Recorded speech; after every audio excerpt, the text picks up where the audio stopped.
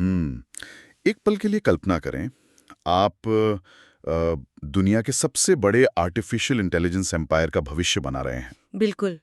एक ऐसा प्रोजेक्ट जो सीधे सिलिकॉन वैली को टक्कर दे सकता है, अरबों डॉलर का निवेश है, और जो एक झटके में एक पूरे देश की अर्थव्यवस्था बदल सकता है। हाँ, एक बहुत बड़ा सपना। लेकिन, और ये सबसे अजीब बात है, आपका सबसे बड़ा दुश्मन कोई ग्लोबल टेक जायंट नहीं है, गूगल या माइक्रोसॉफ्ट नहीं है। तो फिर कौन है? आपका सबसे बड़ा दुश्मन है काठमांडू के एक सरकारी दफ्तर की धूल फांकती फाइल, जिस पर बस एक अदृश्य रबर स्टैंप का ना होना। बाप रे। और देखिए, यही वो अजीब विरोधाभास है जो आज के हमारी इस गहन चर्चा के एकदम केंद्र में है। हाँ। मतलब एक तरफ तो भविष्य की सबसे एडवांस्ड और तेज गति से भागने वाली तकनीक है, और दूसरी तरफ एक ऐसा प्रशासनिक सिस्टम है जो समय के साथ पूरी तरह से जम सा गया है। एकदम सही कहा आपने। तो आज हमारे पास जो सोर्सेस है ना, उनमें डेमोक्रेसी फॉर नेपाल ब्लॉग का एक बेहद विस्तृत लेख है, और साथ ही एक 10 वर्षीय रोड मैप भी शामिल है। जब मैंने पहली बार इस सोर्स मटेरियल को पढ़ना शुरू किया तो मुझे लगा कि ये शायद किसी नई टेक कंपनी का कोई आम सा पिच डेक होगा। हाँ, अक्सर ऐसा ही लगता है शुरू में। लेकिन नहीं, ये उससे कहीं ज्यादा गहरा है। ये हिमालयन कंप्यूट नाम के एक बहुत ही एक क्रांतिकारी आइडिया के बारे में है। बिल्कुल। और दिलचस्प बात यह है कि यह सिर्फ एक और डेटा सेंटर बनाने की बात नहीं कर रहा है। हाँ, वो तो कोई भी कर सकता है। सही बात है। बल्कि ये नेशन बिल्डिंग कैपिटलिज्म, या कहें कि राष्ट्र निर्माण पूंजीवाद का एक बिल्कुल नया मॉडल पेश कर रहा है। और इसी को समझना हमारा आज का मिशन है। तो इसे समझने के लिए हमें शुरुआत नेपाल की किसी आंतरिक राजनीति या समस्या से नहीं करनी होगी। अच्छा, तो कहाँ से करें? हमें शुरुआत करनी होगी एक ग्लोबल लेवल पर चल रही होड़ से, क्योंकि ये पूरा का पूरा रोड मैप जिस नींव पर टिका है वो एक ऐसी चीज है जिसकी पूरी दुनिया को इस समय सबसे ज्यादा भूख है, और वो है कंप्यूट। कंप्यूट। तो चलिए सबसे पहले इस कंप्यूट या कंप्यूटिंग पावर वाले हिस्से की जो फिजिक्स है और जो अर्थशास्त्र है उसे समझते हैं। हाँ, वो बहुत जरूरी है। सोर्सेज को देखकर एक बात तो साफ है कि वे इसे सिर्फ एक साधारण सॉफ्टवेयर प्रोडक्ट नहीं मानते। बिल्कुल नहीं। वे सीधे एक ग्लोबल डिमांड की बात कर रहे हैं। क्योंकि देखिए, आज की तारीख में कंप्यूट कोई ऐसी चीज नहीं है जो सिर्फ कुछ सॉफ्टवेयर डेवलपर्स तक सीमित हो। हाँ, वो दिन गए। बिल्कुल। यह हमारी आधुनिक सभ्यता का एक तरह से बुनियादी ढांचा बन चुका है। एक इंफ्रास्ट्रक्चर। हाँ, आप खुद देखिए, जो विशाल एआई मॉडल्स आज दुनिया को बदल रहे हैं, जैसे जो हमारे फोन में स्मार्ट असिस्टेंट होते हैं। हाँ, वो, या फिर ऑटोनोमस ड्राइविंग कारें ले लीजिए, जेनेटिक रिसर्च, या किसी देश की सैन्य इंटेलिजेंस प्रणाली, ये सब ऐसे ही हवा में काम नहीं करते। इन सब को चलाने के लिए लाखों सर्वर्स की जरूरत होती है जो दिन रात काम करते हैं। तो अगर मैं इसे एक आसान नजरिए से देखूं, एक एनालॉजी के तौर पर। हाँ, बताइए। अगर 20वीं सदी की पूरी भू राजनीति और अर्थव्यवस्था इस बात से तय होती थी कि तेल किसके पास है, सही जा रहे हैं आप। तो 21वीं सदी का नया तेल कंप्यूट है। जिसके पास ये कंप्यूटिंग पावर है, दुनिया के सारे बड़े देश उसके पास ही आएंगे। क्या बात है, एकदम सटीक तुलना है। और ये तुलना सिर्फ बातों के लिए नहीं है, ये हकीकत है। सच में? हाँ, और मांग इतनी ज्यादा है कि सोर्सेज ने इसे बॉटमलेस कहा है, मतलब असीमित। Bottomless demand. दुनिया भर में कंपनियां और सरकारें उतनी तेजी से डेटा सेंटर बना ही नहीं पा रही हैं जितनी तेजी से एआई बढ़ रहा है। बाप रे। और यहीं पर इस पूरी कहानी का सबसे बड़ा क्यों सामने आता है। हाँ, और यही सवाल मेरे दिमाग में भी आ रहा था। क्या सवाल? जब हम विशाल डेटा सेंटर या एआई सर्वर्स की बात करते हैं तो नेपाली क्यों? जब भी हम किसी ग्लोबल टेक हब के बारे में सोचते हैं तो सिलिकॉन वैली या ताइवान याद आते हैं। हाँ, ताइवान या फिर एस्टोनिया का नाम आता है। नेपाल का नाम अचानक से इस एआई रेस में कैसे आ गया? ये सबसे दिलचस्प तकनीकी पहलू है, इसे समझना बहुत जरूरी है। बताइए। देखिए, जो सर्वर्स इन एआई मॉडल्स को ट्रेन करते हैं ना, वे कोई आम कंप्यूटर्स नहीं होते। वे अकल्पनीय मात्रा में बिजली पीते हैं, और जब कोई मशीन इतनी ज्यादा बिजली इस्तेमाल करती है तो वो गर्म भी बहुत होती होगी। बिल्कुल, वो बहुत अधिक गर्मी पैदा करती है। यानी हीट जनरेशन एक बहुत बड़ी भौतिक समस्या है। दुनिया की सबसे बड़ी टेक कंपनियों के लिए ये सबसे बड़ी सिरदर्दी है। अच्छा। एक आम डेटा सेंटर को ठंडा रखने के लिए मतलब उसके कूलिंग सिस्टम्स के लिए लगभग उतनी ही बिजली और पानी चाहिए होता है जितना उन सर्वर्स को खुद चलाने के लिए चाहिए। ओह, मतलब डबल खर्च। एकदम। अब आप नेपाल के भूगोल को देखिए। हिमालय। हाँ, हिमालय की वजह से वहाँ का प्राकृतिक तापमान साल के ज्यादातर समय बेहद कम रहता है। ठंडी हवा और ग्लेशियर का ठंडा पानी वहाँ बहुतायत में है। क्या बात है। और इससे भी बड़ी बात, नेपाल के पास अपार हाइड्रो पावर यानी जल विद्युत क्षमता है। ओह, अब समझ में आया। तो आप कह रही हैं कि सर्वर को ठंडा रखने के लिए कंपनियों को विशालकाय एयर कंडीशनिंग प्लांट्स पर करोड़ों डॉलर खर्च ही नहीं करने पड़ेंगे। बिल्कुल नहीं, क्योंकि हिमालय का मौसम और ग्लेशियर्स खुद एक प्राकृतिक विशाल एयर कंडीशनर का काम करेंगे। सही पकड़ा आपने। और मशीनों को चलाने के लिए जो भारी बिजली चाहिए वो उन्हें सीधे नदियों से मिल जाएगी। और वो भी 100% क्लीन और रिन्यूएबल एनर्जी। ये तो बहुत बड़ा फायदा है। आज बड़ी टेक कंपनियों पर अपने कार्बन फुटप्रिंट को कम करने का बहुत भारी दबाव है। वे कोयले वाले पावर प्लांट से बिजली नहीं ले सकती। हाँ, वो तो है। तो हिमालयन कंप्यूट इस ग्लोबल समस्या का एक सीधा भौगोलिक समाधान दे रहा है, जो चीज दुनिया के बाकी देशों के लिए एक बहुत बड़ा खर्च है और एक लॉजिस्टिक दुष्वप्न भी। हाँ, वो नेपाल के पास प्राकृतिक रूप से मौजूद है। ये तो एकदम परफेक्ट लग रहा है। लेकिन यहाँ मैं थोड़ा संदेह में हूँ। कैसा संदेह? क्या एक प्राइवेट स्टार्टअप के लिए ये सोचना बहुत ज्यादा ओवर कॉन्फिडेंस नहीं है कि वो अमेरिका जैसी महाशक्ति को या यूरोपीय संघ को अपनी सर्विस बेचेगा? मतलब क्या इतने बड़े देश अपनी इतनी क्रिटिकल जरूरत के लिए एक नए स्टार्टअप पर निर्भर रहेंगे? देखिए, अगर आप पारंपरिक तरीके से सोचें तो ये अतिशयोक्ति लगेगी, लेकिन सोर्स ने यहाँ इस शंका को दूर करने के लिए स्पेसएक्स का बहुत ही सटीक उदाहरण दिया है। अच्छा, आप एलन मस्क वाली कंपनी की बात कर रही हैं? हाँ, स्पेसएक्स। जब स्पेसएक्स शुरू हुआ था तो क्या अमेरिकी सरकार ने उसे बनाया था?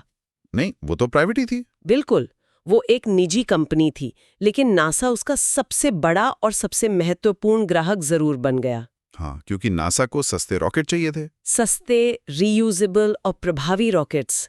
हिमालयन कंप्यूट का बिजनेस मॉडल बिल्कुल यही है। समझ गया। वे खुद को अमेरिकी सरकार या नेपाल सरकार का हिस्सा नहीं बना रहे। वे एक स्वतंत्र कंपनी है जो अमेरिका, यूरोपियन यूनियन या गल्फ देशों को एक ग्राहक की तरह देख रही है। मतलब प्रोडक्ट मार्केट फिट तो पहले से ही साबित हो चुका है। बिल्कुल, क्योंकि एआई रेस में हर देश को कंप्यूट चाहिए ही चाहिए। ठीक है, मान लेते हैं कि लॉजिक बिल्कुल सही है। दुनिया को कंप्यूट की भूख है, नेपाल का भूगोल इसके लिए एकदम परफेक्ट है। हाँ। और अगर हम निवेश की बात करें तो गल्फ देशों के पास ऐसे फ्यूचर प्रूफ और ऊर्जा आधारित प्रोजेक्ट्स में लगाने के लिए पैसे की तो कोई कमी नहीं है। एकदम नहीं है। तो फिर अब तक काठमांडू में कोई विशाल डेटा सेंटर बन क्यों नहीं गया? क्या चीज रोक रही है? और यहीं से हम उस रोड मैप के सबसे चुनौतीपूर्ण हिस्से में प्रवेश करते हैं। स्टार्टअप के संस्थापक का कहना है कि उन्हें फंडिंग न मिलने का या तकनीक फेल होने का कोई डर नहीं है। तो डर किस बात का है? उनका सबसे बड़ा डर है नेपाली नौकरशाही। ओह, लाल फीताशाही। इस हिस्से को पढ़ते हुए मेरे दिमाग में एक अजीब सी तस्वीर बन रही थी। कैसी तस्वीर? अगर गल्फ देशों का पैसा और निवेश एक विशाल साफ सुथरे रेगिस्तान की तरह है जहां आप तेजी से दौड़ सकते हैं, हाँ, तो नेपाल की नौकरशाही एक ऐसा गहरा दलदल है जिसमें अदृश्य जाल बिछे हुए हैं। बहुत ही उम्दा तुलना है ये। और दलदल की खासियत ये होती है कि वो आपको एकदम से नहीं मारता। हाँ, वो धीरे धीरे फंसाता है। बिल्कुल, वो आपको धीरे धीरे नीचे खींचता है। ये नौकरशाही भी ऐसे ही काम करती है। मतलब कोई सीधे मना नहीं करेगा? नहीं, कोई भी सरकारी अधिकारी खुलकर ये नहीं कहेगा कि हम हिमालयन कंप्यूट को नहीं बनने देंगे।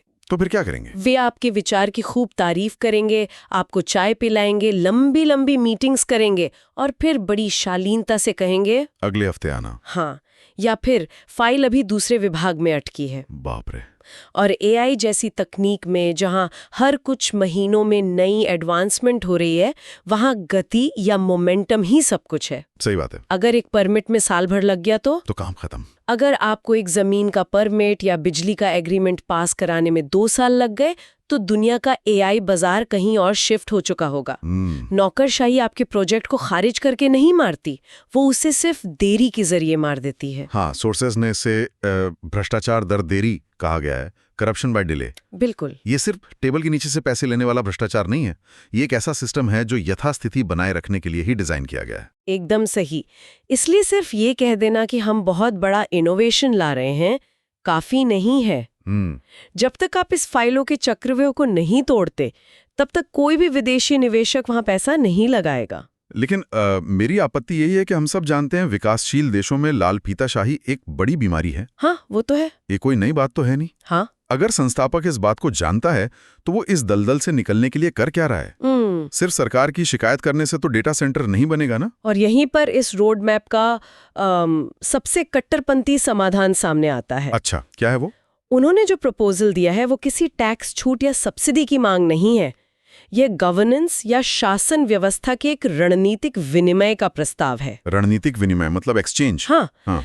इसे उन्होंने नाम दिया है 10% प्रस्ताव। इसका मतलब कंपनी अपनी 10% इक्विटी या हिस्सेदारी सीधे नेपाल सरकार को दे देगी? बिल्कुल।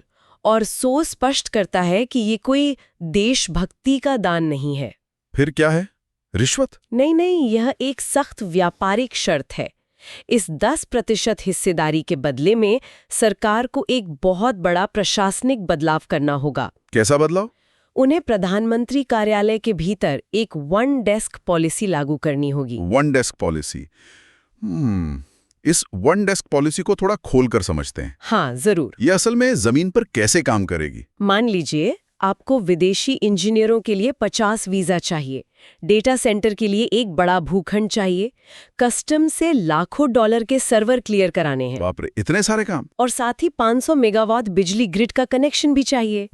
अब सामान्य सिस्टम में इसके लिए आपको गृह मंत्रालय, ऊर्जा मंत्रालय, भूमि सुधार मंत्रालय और कस्टम्स विभाग के अलग-अलग चक्कर लगाने पड़ेंगे। जो कि वो दलदल है जिसकी हमने अभी बात की। एकदम सही। वन डेस्क पॉलिसी का मतलब है कि हिमालयन कंप्यूट को इन सभी मंत्रालयों से बात ही नहीं करनी है। तो किससे बात करेंगे? वे सिर्फ प्रधानमंत्री कार्यालय में बैठे एक विशिष्ट कमांड सेंटर से बात करेंगे, बस। वही कमांड सेंटर बाकी सभी मंत्रालयों से खुद निपटेगा। क्या बात है! अगर मैं इसे कंप्यूटर की भाषा में समझाऊं? हाँ, बताइए। तो इस नीति से प्रधानमंत्री कार्यालय एक मदरबोर्ड बन जाएगा। और जितने भी अलग अलग मंत्रालय हैं, चाहे वो बिजली विभाग हो, कस्टम्स हो या वीजा विभाग, वे सब उस मदरबोर्ड में लगे प्लग इन कंपोनेंट्स बन जाएंगे। बेहतरीन। ये एनालॉजी इस पूरे कॉन्सेप्ट को बहुत अच्छे से समझाती है। यानी स्टार्टअप को अगर कुछ चाहिए तो वो 50 प्लगइन से अलग अलग जाकर संघर्ष नहीं करेगा। बिल्कुल नहीं। वो सिर्फ मदरबोर्ड को कमांड देगा और मदरबोर्ड बाकी सारे सर्किट्स को पावर और जरूरी परमिशन खुद रूट कर देगा। एकदम सही। देश एक भूल भुलैया की तरह काम करना बंद कर देगा और एक सुचारू मशीन की तरह ऑपरेट करेगा। और देखिए, ये इसलिए जरूरी है क्योंकि इस तरह के प्रोजेक्ट के लिए जो वेलोसिटी या स्पीड चाहिए वो बिना इसके संभव ही नहीं है। समझ रहा हूँ। इसे सोर्सेज एक जेन जेड क्रांति से भी जोड़ते हैं। उनका मानना है कि नेपाल की नई पीढ़ी अब पुरानी व्यवस्था से पूरी तरह थक चुकी है। हाँ, मैंने भी सोर्सेज में पढ़ा कि वे नेपाल के नए युवा नेताओं का जिक्र कर रहे हैं, जैसे काठमांडू के मेयर बालेन शाह। हाँ, पीएम बालेन वाला रेफरेंस। क्योंकि ये नई पीढ़ी उस पुरानी गुटिया राजनीति से ऊब चुकी है, जहां सिर्फ वादे होते थे। उन्हें सिर्फ परिणाम चाहिए, रिजल्ट्स। बिल्कुल। और हिमालयन कम का ये वन डेस मॉडल उसी परिणाम आधारित सोच का एक एक्सटेंशन है। लेकिन रुकिए, यहाँ मुझे एक और दिक्कत दिख रही है। क्या ये शासन को हाईजैक करने जैसा नहीं है? अगर प्रधानमंत्री कार्यालय ही सारे मंत्रालयों को दरकिनार करके सीधे फैसले लेने लगे तो क्या ये एक निजी कंपनी के लिए सत्ता का खतरनाक केंद्रीकरण नहीं हो जाएगा? ये एक बहुत ही जायज सवाल है। कल को तो कोई भी कंपनी आकर कहेगी कि हमारे लिए नियम बदल दो। हाँ, लेकिन सोर्स का तर्क ये है कि जब कोई देश एक बहुत बड़े आर्थिक बदलाव के मुहाने पर होता है तो पारंपरिक चेक एंड बैलेंस, जो असल में सिर्फ रुकावटें बन चुकी हैं, उन्हें कुछ समय के लिए केंद्रीकृत करना पड़ता है। मतलब मजबूरी है एक तरह से। हाँ, आप ताइवान को ही देखिए। जब उन्होंने अपना सेमीकंडक्टर उद्योग शुरू किया, या एस्टोनिया ने जब खुद को डिजिटल सोसाइटी बनाया, तो उन्होंने भी ऐसा ही किया था। बिल्कुल, उन्होंने भी ऐसे ही निर्णायक सिंगल पॉइंट अथॉरिटी वाले कदम उठाए थे। ये सत्ता हथियाने के लिए नहीं है, बल्कि एक विशिष्ट प्रोजेक्ट की गति बनाए रखने के लिए है। चलिए मान लेते हैं कि ये मदरबोर्ड वाला सिस्टम काम कर जाता है। फाइलें तेजी से पास होती हैं, गल्फ का निवेश आ जाता है, नेपाल का ठंडा मौसम और नदियां उन विशाल एआई सर्वर्स को चला रही हैं। एकदम आदर्श स्थिति। नेपाल अमेरिका और दुनिया को एआई कंप्यूट निर्यात करने लगता है और अरबों डॉलर देश में आने लगते हैं। बिल्कुल। सोर्सेस का दावा है कि इससे नेपाल वैसी ही 3 अंकों की आर्थिक वृद्धि हासिल कर सकता है जैसी कभी एस्टोनिया या ताइवान ने की थी, जो कि अपने आप में एक बहुत बड़ा गेम चेंजर होगा नेपाल के लिए। मिरेकल बिल्कुल होगा।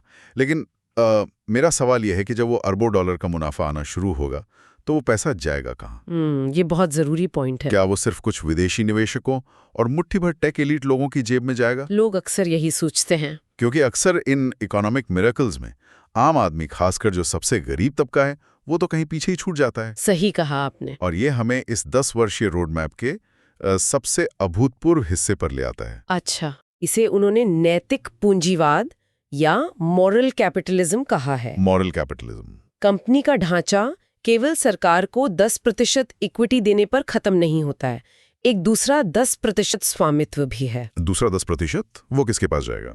वो पूरी तरह से एक फाउंडेशन के पास लॉक रहेगा। और इस फाउंडेशन का काम क्या होगा? क्या ये कोई आम एनजीओ की तरह काम करेगा? नहीं, इसका काम बहुत ही विशिष्ट है। इसका केवल एक ही उद्देश्य है। क्या? नेपाल की सबसे गरीब 20% आबादी को गरीबी रेखा से बाहर निकालना।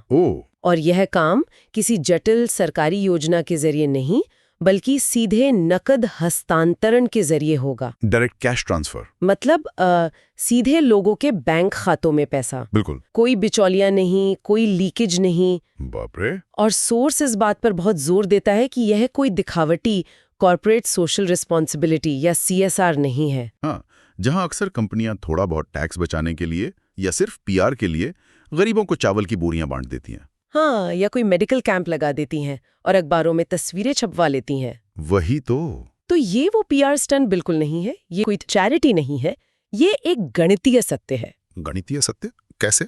क्योंकि जब आप कंपनी के DNA में ही, उसकी कानूनी इक्विटी स्ट्रक्चर में ही ये डाल देते हैं कि मुनाफे का 10% स्वतः ही एक फाउंडेशन के जरिए सबसे गरीब लोगों के पास जाएगा, तो आप वेल्थ रीडिस्ट्रीब्यूशन या धन पुनर्वितरण को सिस्टम में एकदम हार्ड कोड कर रहे हैं। ये सच में हैरान करने वाला है। मतलब हम हमेशा सोचते हैं कि तकनीकी नवाचार का मतलब है कोई नया AI एल्गोरिथम बनाना। हाँ, या कोई बेहतर कूलिंग सिस्टम खोजना। लेकिन यहाँ तो कंपनी की जो कानूनी और आर्थिक संरचना है वही अपने आप में एक इनोवेशन है। बिल्कुल, एक स्ट्रक्चरल इनोवेशन। लेकिन फिर से मुझे यहाँ थोड़ा व्यवहारिक होना पड़ेगा। बताइए, क्या सोच रहे हैं आप? सिलिकॉन वैली की वो प्रचंड गति जहां सिर्फ मुनाफे और मार्जिन को देखा जाता है, और एक पूरे देश से गरीबी मिटाने का ये सामाजिक लक्ष्य, क्या ये दोनों चीजें सच में एक साथ चल सकती हैं? देखिए, ये एक बड़ा जोखिम है, इसमें कोई शक नहीं। हाँ, साउंड तो बहुत रिस्की कर रहा है। लेकिन संस्थापक की दलील ये है कि अगर आप गरीबी उन्मूलन को पूरी तरह से सरकार के भरोसे छोड़ देंगे तो वो फिर उसी नौकरशाही दलदल में फंस जाएगा। एकदम सही, जिसके बारे में हमने पहले बात की थी। तो इससे एक सिलिकॉन वैली स्टार्टअप की गति और दक्षता के साथ जोड़कर ही आप बड़े पैमाने पर बदलाव ला सकते हैं। समझ गया। ये एक ऐसा हाइब्रिड मॉडल है जिसमें वैली की रफ्तार है, एक संप्रभु राष्ट्र का बैकअप है और एक सामाजिक क्रांति का विजन भी है। लेकिन आप किसी देश में इतने बड़े हाइब्रिड मॉडल को सिर्फ नियम कानून बदलकर या पैसा डालकर लागू नहीं कर सकते ना। आपका इशारा किस तरफ है? मेरा मतलब है कि अगर आप समाज के ढांचे को बदलना चाहते हैं और दुनिया की सबसे एडवांस टेक लाना चाहते हैं तो एक बहुत बड़े सांस्कृतिक और मानसिक बदलाव की जरूरत पड़ेगी। हाँ, ये तो है। कागजों पर नियम बदलना तो आसान है, लेकिन लोगों की सोच बदलना सबसे मुश्किल है। और रोड मैप का जो अगला हिस्सा है ना, वो इसी मानसिकता की लड़ाई पर केंद्रित है। अच्छा। सोर्सेज बहुत स्पष्ट रूप से कहते हैं कि आपकी असली लड़ाई गूगल, अमेज़न या माइक्रोसॉफ्ट से नहीं है। तो किससे? हिमालयन कंप्यूट का असली दुश्मन है पुराने नेपाल की मानसिकता। पुराना नेपाल? इसे हम कैसे परिभाषित करेंगे? ये वो सोच है जो बदलाव से डरती है, जहां कोई भी बड़ी महत्वाकांक्षा दिखाना अहंकार समझ लिया जाता है। ओह, कि ये तो बहुत उड़ रहा है। हाँ बिल्कुल, जहां अगर कोई बड़ा विजन रखता है तो उसे सपोर्ट करने के बजाय नीचे खींचने की कोशिश की जाती है। Crab mentality. इसी संदर्भ में सोर्सेज में एक बहुत ही कड़वी लेकिन गहरी बात कही गई है क्या बात है। जिसे उन्होंने लोकतंत्र का ऑस्मोसिस कहा है, डेमोक्रेसी ऑस्मोसिस। हाँ, जब मैंने ये सब पढ़ा था तो मैं सच में सोचने पर मजबूर हो गया था। ये सिर्फ नेपाल की बात नहीं है, ये एक बहुत बड़ा मनोवैज्ञानिक सच है। बिल्कुल। सोर्स बताता है कि संस्थापक ने अमेरिका में ऐसे कई नेपालियों को देखा जो दशकों से वहां रह रहे हैं। वे दुनिया के सबसे पुराने लोकतंत्रों में से एक में रहकर वहां के सारे आर्थिक फायदे उठाते हैं, वहां की पूंजीवादी व्यवस्था का लाभ लेते हैं, डॉलर कमाते हैं। हाँ, लेकिन जब बात अपने देश यानी नेपाल की आती है तो वे वहां लोकतंत्र या पारदर्शी व्यवस्था का समर्थन नहीं करते। क्योंकि सोर्सेस के शब्दों में लोकतंत्र कोई छूत की बीमारी नहीं है। Democracy is not contagious. एकदम सही। मतलब आप शारीरिक रूप से तो अमेरिका जैसी स्वतंत्र और आधुनिक दुनिया में रह सकते हैं, लेकिन मानसिक रूप से आप उसी पुरानी बंद सोच वाले सिस्टम में जमे रह सकते हैं, फ्रोजन माइंडसेट। हाँ, आप तकनीक तो अपना लेते हैं, लेकिन उसके पीछे की जो खुली और रिस्क लेने वाली मानसिकता है उसे आत्मसात नहीं करते। इसीलिए सोर्स इस बात पर जोर देता है कि कोई बाहरी सरकार आकर आपके लिए चीजें नहीं बनाएंगी। बिल्कुल नहीं। अमेरिका आकर नेपाल में एआई सेंटर थोड़ी बनाएगा। एक जगह उन्होंने स्टीव बैनन का जिक्र भी किया है। हाँ, वो वाकया जब कुछ अमेरिकी राजनेताओं ने सुझाव दिया था कि सरकार को स्पेसएक्स को टेक ओवर कर लेना चाहिए। हाँ, कि उसका राष्ट्रीयकरण कर देना चाहिए, नेशनलाइज। हाँ, जो कि पूरी तरह से बेतुका विचार था। एकदम बेतुका। सरकारें यूनिकॉर्न या अरबों डॉलर के इनोवेशन नहीं बनाती, वो तो बस नियम बनाती हैं। हाँ, वे नियम बनाती हैं, बजट पास करती हैं, लेकिन असल इनोवेशन उन लोगों से आता है जो रिस्क लेते हैं, जो चीजों को अलग तरह से देखते हैं और जो काम करने के लिए किसी की परमिशन का इंतजार नहीं करते। सही बात है। हिमालयन कंप्यूट को इसी पुराने नेपाल की परमिशन मांगने वाली संस्कृति को तोड़ना होगा। पैसा ले आना आसान है, लेकिन इस पुरानी मानसिकता को बदलना सबसे मुश्किल चुनौती है। तो अगर हम आज की इस पूरी चर्चा के सभी तारों को एक साथ जोड़ें, तो एक बात बिल्कुल स्पष्ट होकर उभरती है। क्या? हिमालयन कंप्यूट का ये 10 वर्षीय रोड मैप केवल एक डेटा सेंटर बनाने या एआई को सर्व करने का बिजनेस प्रपोजल भर नहीं। बिल्कुल नहीं। ये एक देश के लिए एक नैतिक और राजनीतिक घोषणा है। सही कहा। यह इस बात का सीधा चुनाव है कि क्या नेपाल भविष्य की तकनीक को अपने भूगोल का फायदा उठाने देगा और खुद को ग्लोबल सप्लाई चेन के एकदम केंद्र में रखेगा, या फिर उसे अपनी ही लाल फीताशाही और पुरानी फाइलों के बोझ तले दम तोड़ने देगा। और अगर वे सफल होते हैं तो सोचिए ये कितना बड़ा ऐतिहासिक बदलाव होगा। बहुत बड़ा। एक ऐसा देश जो आज तक अपने युवाओं को, अपने श्रम को दूसरे देशों में निर्यात करता आया है। हाँ, लेबर एक्सपोर्ट। वो कल दुनिया को 21वीं सदी की सबसे जरूरी चीज निर्यात कर रहा होगा, कंप्यूटिंग पावर। ये सच में एक ऐसा चमत्कार होगा जो दुनिया के सामने विकास की पूरी परिभाषा को बदल के रख देगा। बिल्कुल। और इसी नोट पर मैं एक ऐसा विचार छोड़ना चाहता हूं जो इन सोर्सेस को गहराई से देखने के बाद मेरे दिमाग में लगातार घूम रहा था। क्या विचार है वो? हमने देखा कि कैसे एक निजी स्टार्टअप अपनी इक्विटी का इस्तेमाल करके एक देश की नौकरशाही को पूरी तरह से बाईपास करने की योजना बना रहा है। हाँ, वो मदरबोर्ड वाला मॉडल। और साथ ही वो अपने एक फाउंडेशन के जरिए राष्ट्रीय स्तर पर गरीबी मिटाने की सीजी जिम्मेदारी भी ले रहा है। तो एक बड़ा सवाल ये उठता है कि मेरा मतलब है, अगर आने वाले कल में ऐसे सॉवरेन लेवल स्टार्टअप्स किसी देश के सिस्टम से ज्यादा तेजी से काम करने लगे और पारंपरिक सरकारों से ज्यादा प्रभावी ढंग से जन कल्याण का काम करने लगे, तो भविष्य में पारंपरिक सरकारों की वास्तविक भूमिका क्या रह जाएगी? और गरीबी उन्मूलन का काम भी गणितीय सटीकता से करने लगे। हाँ। तो सत्ता का असली स्वरूप कैसा होगा? क्या सरकारें सिर्फ एक सुविधा प्रदाता या बस नियम बनाने वाली संस्था बनकर रह जाएंगी?